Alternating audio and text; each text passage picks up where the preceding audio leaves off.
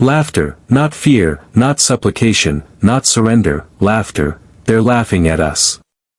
Supreme Commander Sorak's voice cracked with rage. His 4 alien eyes widened in disbelief. The greatest empire across 12 galaxies declares war, and humans laugh. The bridge fell silent.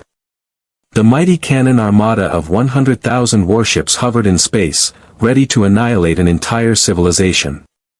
Yet their supreme commander trembled with fury at the unthinkable response.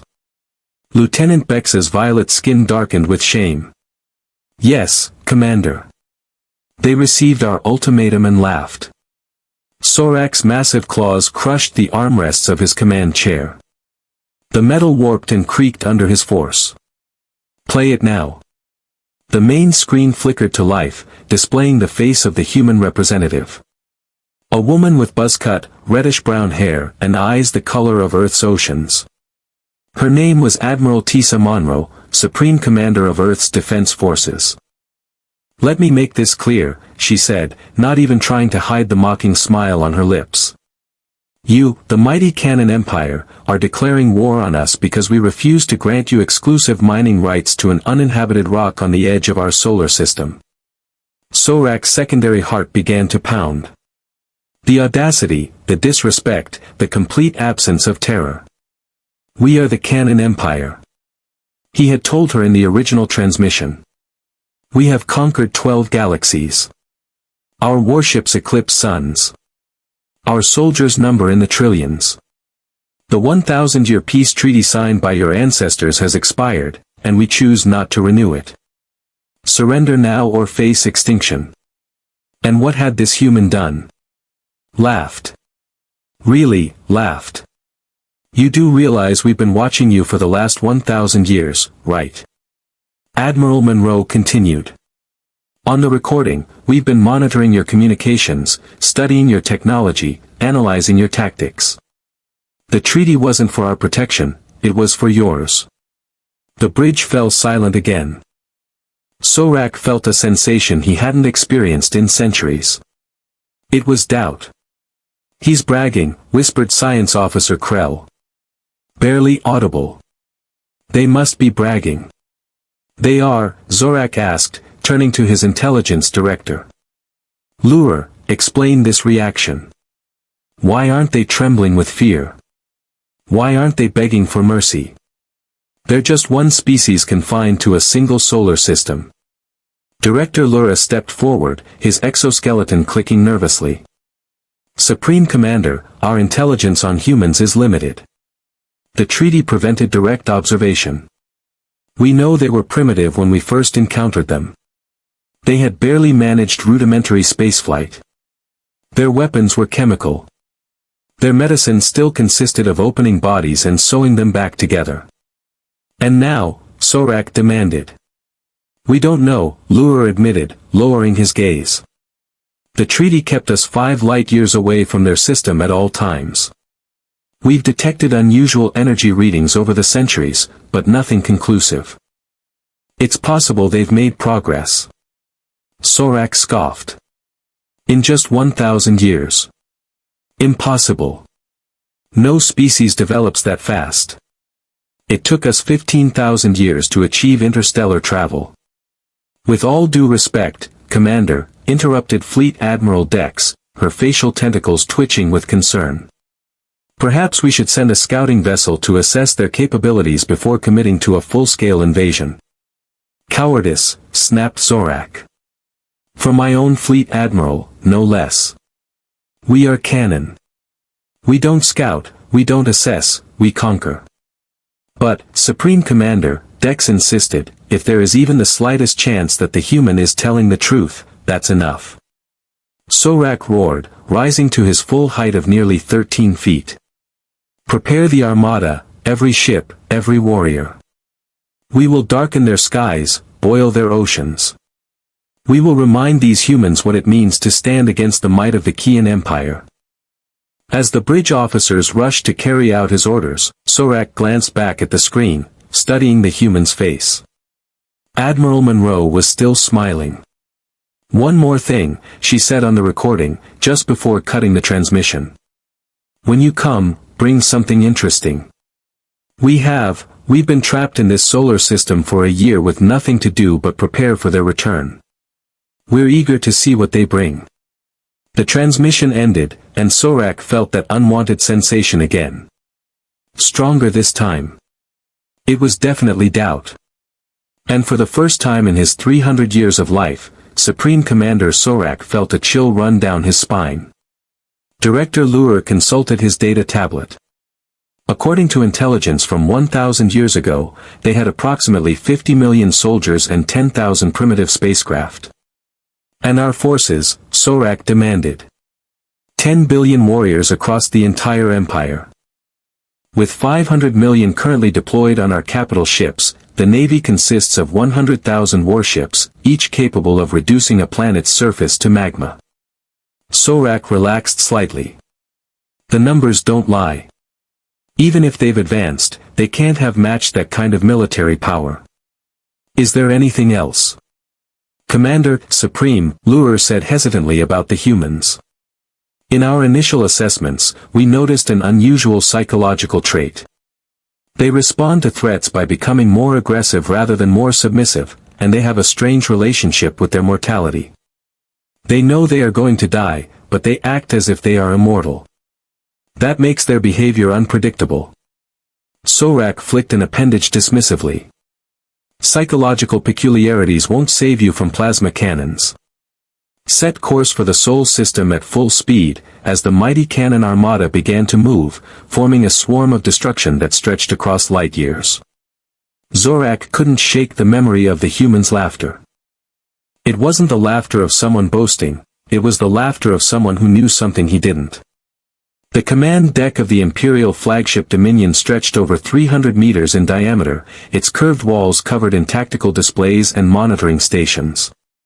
Sorak stood at the center, examining holographic projections of Earth's solar system. Their defenses, the tactical officer asked, scanning the hologram. Unknown, Commander. Our long-range scans can't penetrate beyond the Kuiper belt. They appear to have some kind of sensor-attenuating field. Clueless, Zorak admitted reluctantly. But ultimately useless, Commander Krell. Brief me on their planetary capabilities.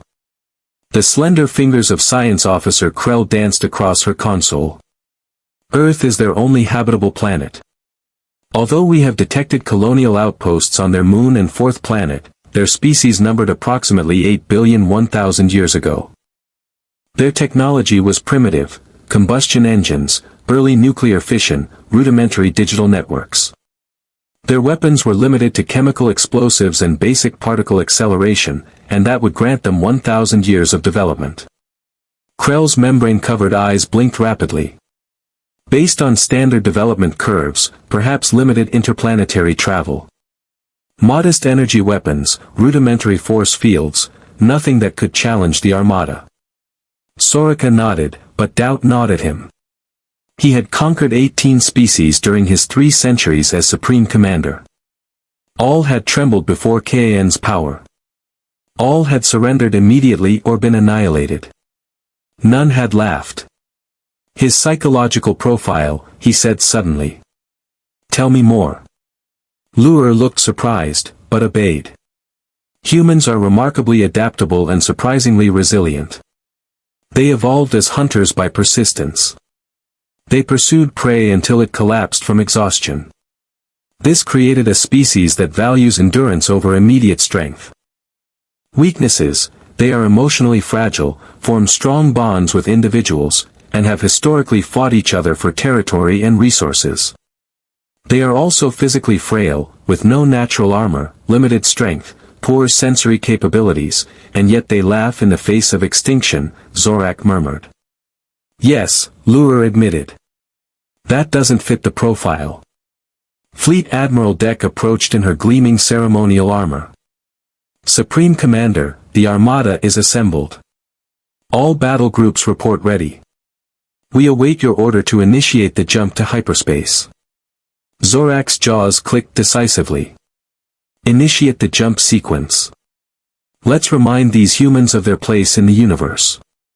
The journey to Earth took 3 standard weeks, 3 weeks of preparation, 3 weeks of battle simulations, 3 weeks of Sorak assuring his commanders that it would be a swift and glorious conquest. 3 weeks trying to forget the sound of human laughter. During the second week, the dreams began. In them, Sorak was alone on the bridge of the Dominion, surrounded by darkness, and from that darkness came laughter, human laughter echoing from every direction. He would wake up with his exoskeleton drenched in sweat. Breathing rapidly, the dreams were beneath a supreme commander, but they persisted night after night. On the last day of their journey, Sorak summoned his senior officers. "We are approaching the Sol system," he announced. "I want all warriors ready for immediate deployment. Our first objective will be your military installations. Once neutralized, we will demand unconditional surrender." "And if they resist?" Dex asked.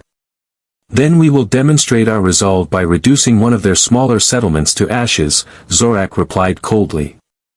"Nevertheless, I expect minimal resistance. The transmission we received was probably just bravado. Their leaders trying to maintain dignity in the face of inevitable defeat. But what if it wasn't?" The question came from Lure. In a barely audible whisper, Sorak fixed his 4 eyes on his intelligence director. "Explain yourself." Lure shifted uncomfortably. "Supreme Commander, I have been studying human historical records since our first contact.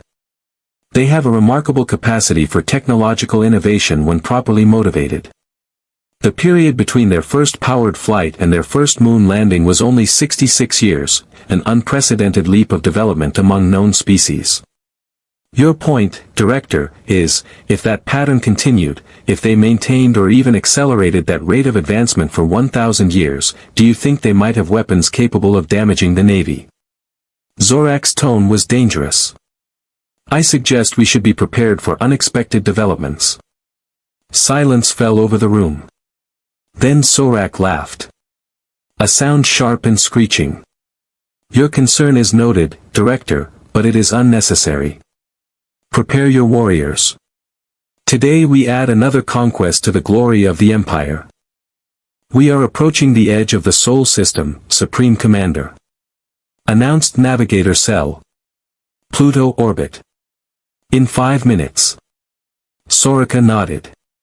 Her silver ceremonial armor gleamed in the bridge lights. She had dressed for victory. "Any indication that we have been detected?" The Trill communications officer checked her instruments. "Nothing, Commander. No transmissions, no defensive preparations. Their system appears completely open." "Overconfidence," snorted Zorak. "The most reliable harbinger of defeat." As the armada crossed the edge of the Sol system, every Canian on the bridge expected alarms, human defenders appearing. Anything to explain Admiral Monroe's baffling confidence. Nothing happened. "Continue the approach," Zorak ordered. "Maintain battle formation." The cannon warships advanced deeper into the system, passing past the ice giants Neptune and Uranus without incident. When they reached Saturn, Sorak began to relax. Maybe the humans really were bluffing. Maybe they had simply gone mad. During their 1,000 years of isolation, Supreme Commander suddenly called for Science Officer Krell. "I'm detecting anomalous readings in Saturn's rings." "Explain." "The rings are moving." Her voice was tinged with confusion. "Sections of them are shifting positions against all orbital mechanics." Before Sorak could reply, the tactical display erupted with warnings. Saturn's rings were disintegrating, but not randomly. They were reconfiguring themselves, shifting, transforming. "It's not ice," whispered Krell, her voice trembling with disbelief.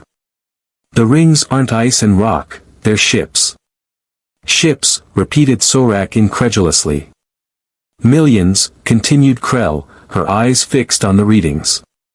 "No, billions, thousands, thousands, thousands, thousands." Thousands upon thousands upon thousands upon thousands upon thousands upon thousands upon thousands upon thousands upon thousands upon thousands upon thousands upon thousands had been disguised as part of Saturn's rings, indistinguishable from natural debris until they moved. Zorak stared at the tactical display, watching as countless tiny ships emerged from their perfect hiding place. A chill spread through his body, from his core to the tips of his limbs. This was not the human fleet they had expected to face. This was something else entirely.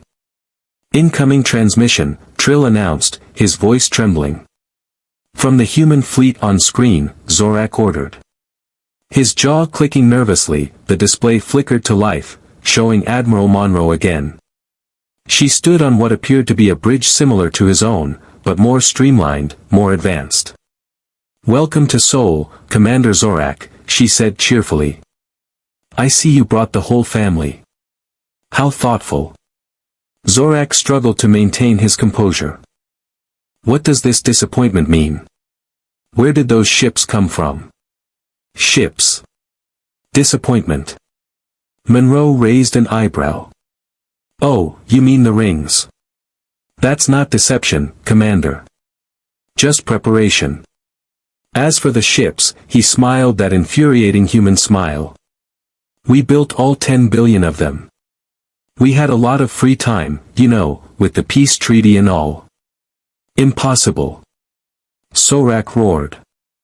"No civilization could build that many ships." "Oh, that's right," Monroe said, nodding sympathetically. "You still build your ships by hand, don't you? How endearing. We automated that process. About 800 years ago. Nowadays, our fabricators can produce a fully functional warship every 3 seconds." He paused with a small grin. "Do the math." Zorak turned to his tactical officer with a dangerous whisper. "State of arms. All systems ready. Supreme Commander, target your fleet and open fire." The Cannon Navy unleashed its fury. 100,000 capital ships they fired simultaneously at the swarm of human ships. The emptiness of space lit up with energy weapons, a dazzling display of destructive power that would have annihilated any conventional force. But the human ships moved, not just evaded, but danced, twisted, and turned with impossible precision, some accelerating to speeds that should have liquefied any organic pilot. "They're unmanned," Krell realized, watching the movements with professional fascination. "Those ships are autonomous." "Correct." Again, Monroe said, still watching with apparent amusement. "We call them the Swarm. Totally AI-controlled. They've been running combat simulations against cannon tactics for about 900 years. They're pretty good at it. Not a single human ship had been hit. Not one." "It's our turn," Monroe said, and his smile faded. "Just a small demonstration." Alone in his private chamber aboard the Dominion, Supreme Commander Zorak activated his memory orb, a crystalline device containing his 3 centuries of service records. The holographic screen illuminated the darkened room with scenes of his past conquests, the Trilaxian submission his first major victory. The blue-skinned beings resisted for nearly a decade before the orbital bombardment pattern innovated by Zorak broke their will. 60 billion Trilaxians now served the Empire as laborers. The Bordic extinction was perhaps his most efficient campaign. A species that refused to bow to Kan rule, completely eradicated in 14 days. The Imperial Academy still taught his tactics from that war, mechanid assimilation, his most challenging victory. The machine race possessed technology that rivaled the Empire's, but Zorak's strategic genius prevailed. His processing cores now powered the Kan warships. "Computer, end of playback," he commanded. The images faded. 300 years of uninterrupted victories. 18 species conquered. 30 planets reduced to molten slag. A record unparalleled in Imperial history, and now humans. Laughing, his doorbell rang. "Come in." He grunted. The Lura Director of Intelligence slipped inside, his exoskeleton clicking softly against the polished floor. Supreme Commander, I have compiled additional data on human history. As requested, Sorak gestured impatiently. Go on, your development curve is anomalous, Lura began, projecting a comparative graph. Most species follow predictable developmental patterns: tool use, agriculture, industrialization, spaceflight. Each phase lasts thousands of years. Humans compressed these phases drastically. The graph showed the development line a gradual and steady ascent for 50,000 years. Below it, the human line remained flat for millennia and then shot out at a near-vertical angle from primitive combustion engines to rudimentary spaceflight in less than 70 years, Lura continued. From basic digital computing to global information networks in 50, your pace of innovation it accelerated instead of stabilizing. Explain it, demanded Zorak. The UAR's membranous eyes flickered nervously. We have theories, but no certainties. Their short lifespans may be a factor. A new generation every 20 years brings fresh perspectives. Their history of intraspecies competition fueled technological arms races. Their planetary resources were abundant, yet finite, forcing efficiency innovations, and their deeply contradictory psychological profile, admitted Lura. They form emotional bonds that should be debilitating, and yet those same bonds drive them to extraordinary achievements. They are simultaneously selfish and selfless. They create art without practical purpose. Alongside precision technology, they wage wars among themselves, but they cooperate on scales that our sociologists deemed impossible for individualistic species.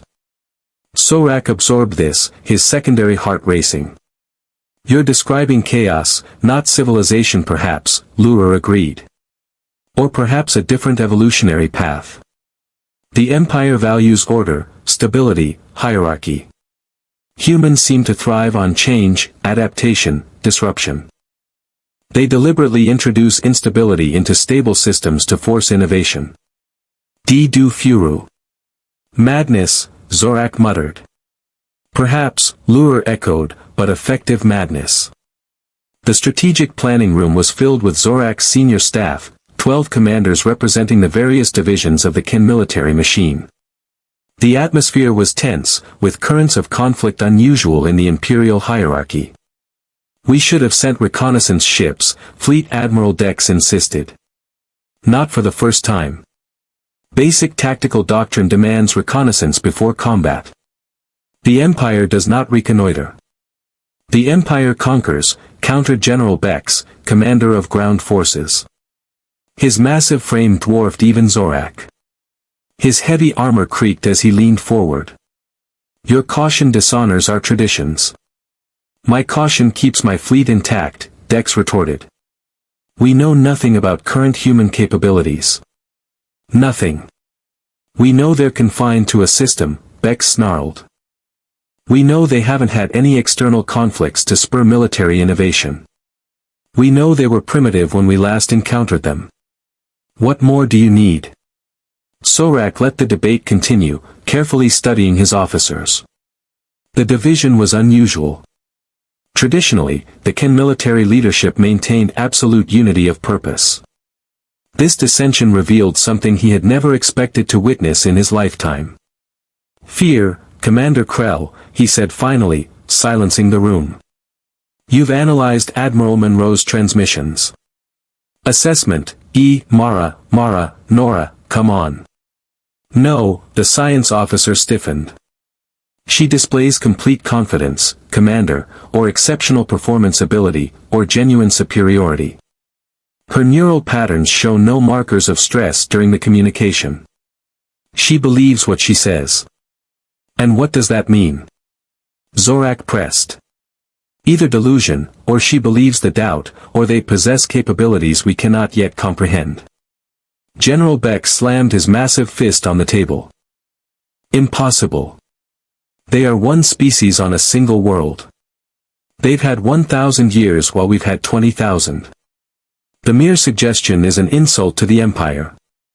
Science doesn't deal with insults, General, Krell replied calmly. Only with facts. And the fact is that we detected energy signatures from their system that don't match any known technology. They may have evolved along paths we never explored. Such as, Sorak asked. Quantum manipulation. Matter-energy conversion. Phase dimensionality. Areas the Empire abandoned as theoretical dead ends millennia ago. The room fell silent. These were concepts from ancient texts, dismissed as impractical by the Imperial Academy and forgotten when the Empire focused on technologies of immediate utility. How could they have even discovered such principles? Bex demanded, without access to the conquered knowledge of hundreds of species. Perhaps, Lure suggested quietly. Precisely because of that. Perhaps isolation forced innovation where assimilation allowed stagnation. The implications hung in the air, unspoken but understood.